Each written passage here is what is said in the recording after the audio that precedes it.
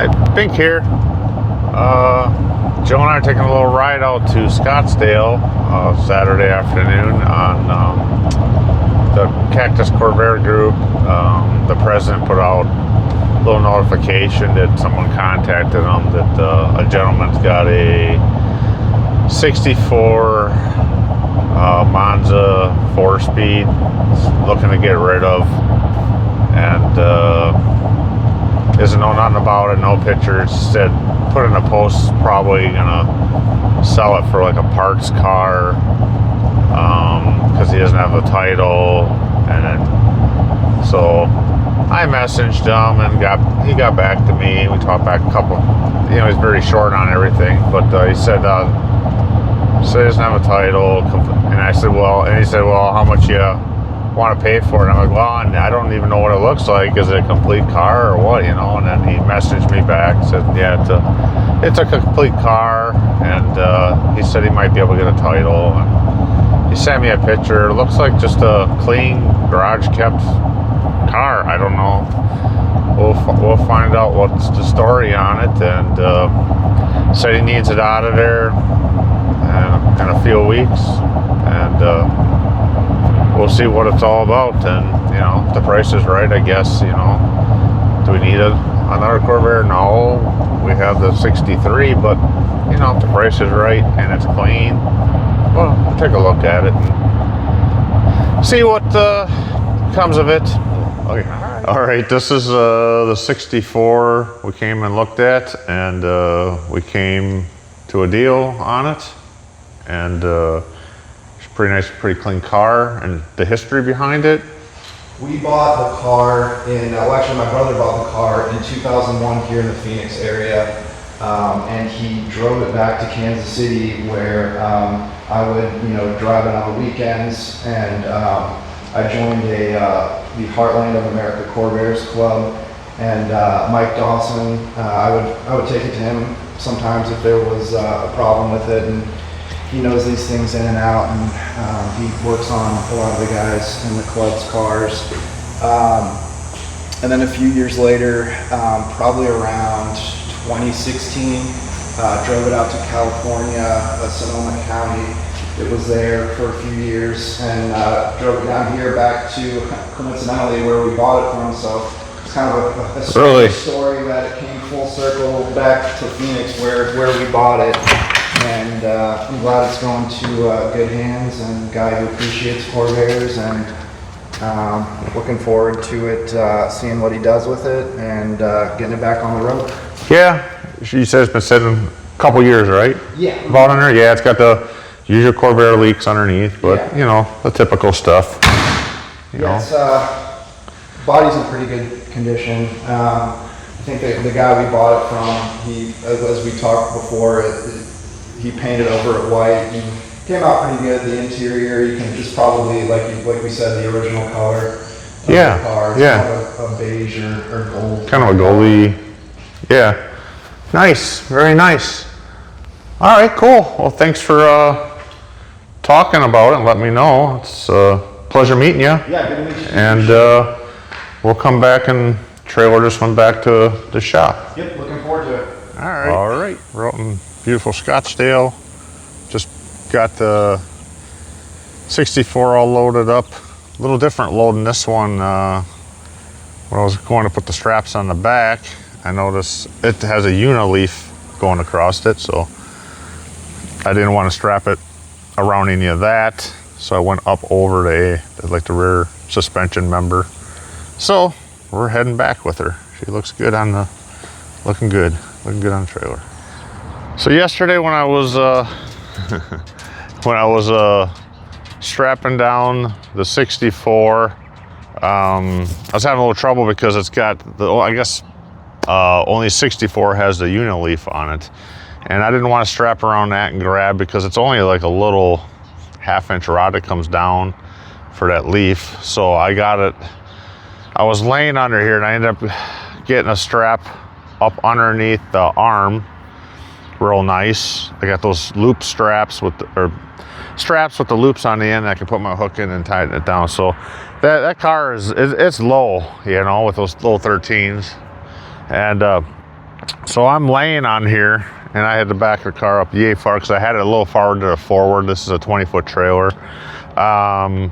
So I'm laying under there, and I kind of shimmied back, and I rolled over this way to get my feet back on the ground. So I was laying, and I caught my rib I think I got it right on the corner of this steak pocket here as I was coming over, and it caught and pushed. My weight of my body pushed down on it before my feet hit the ground, and there was a pop and the pain, and it wasn't as bad as now.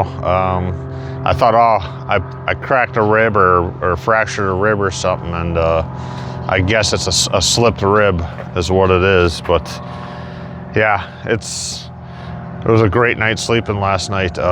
Just breathing, deep breaths, any cough or laugh or anything, and it's painful. And I've had this before, about maybe 5 years ago at the chiropractor, a new chiropractor, when my back went out, and he did something, and it popped, and it was about 6 months before it was hey babes, come on, before it was actually better. I know it's probably a couple of weeks, but anyways, first time using this trailer. It's a Veer trailer, I guess that's how I say it.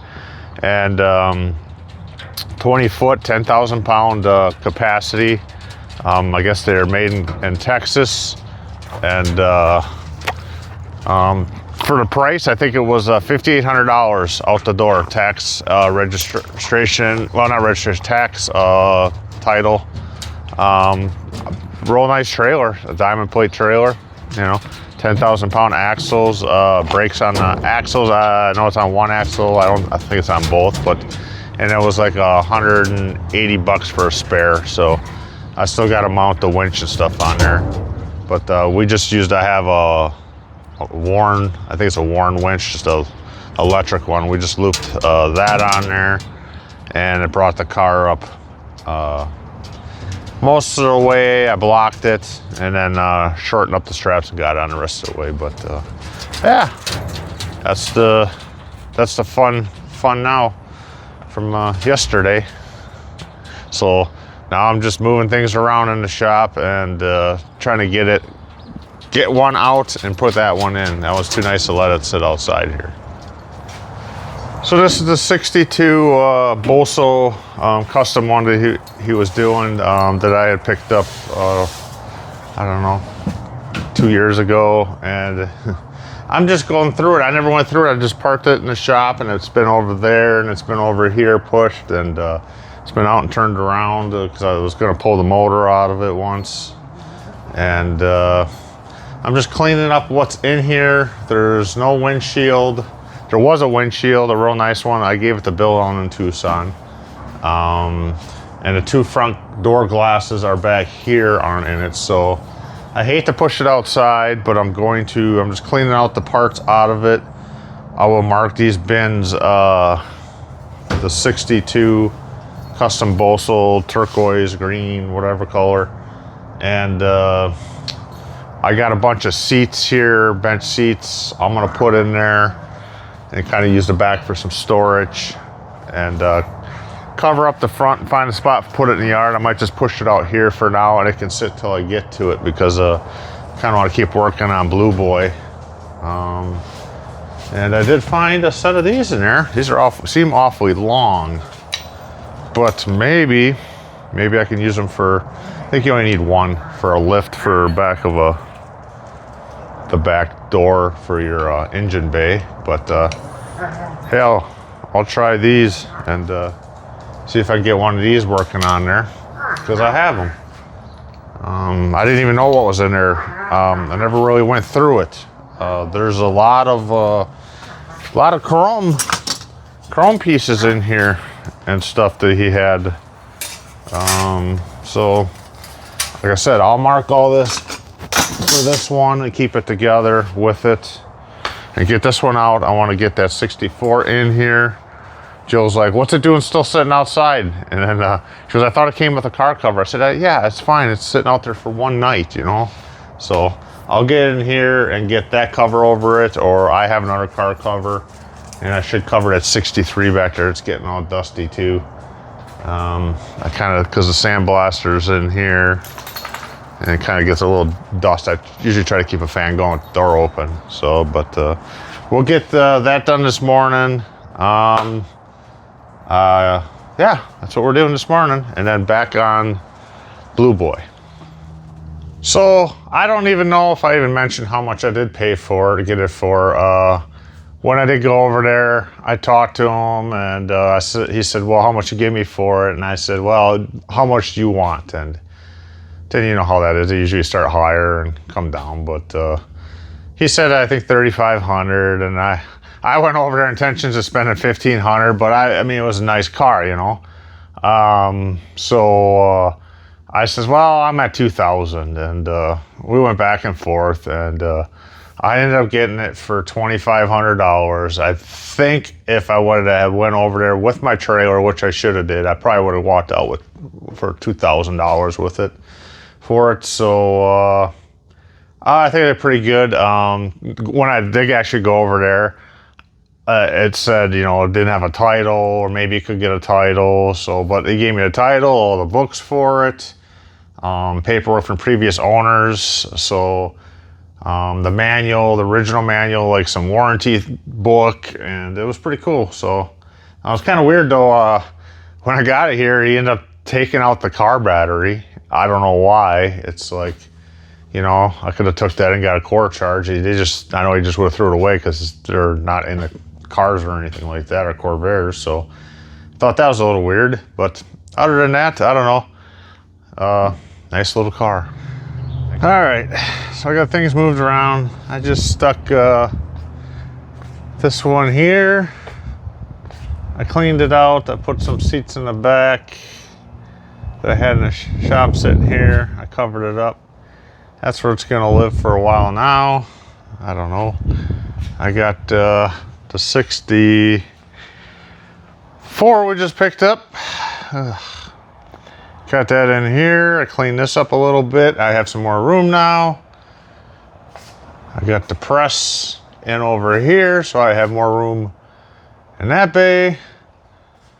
Little things cleaned up around here a little bit. After Blue Boy is done, I will put this 64 up on the lift, and I don't think it's going to take much to get this thing going.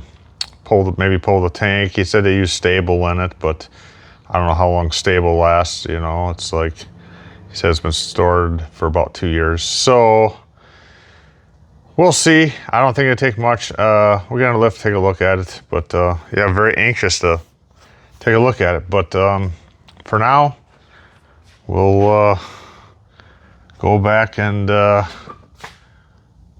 work on Blue Boy. I got like 3 weeks.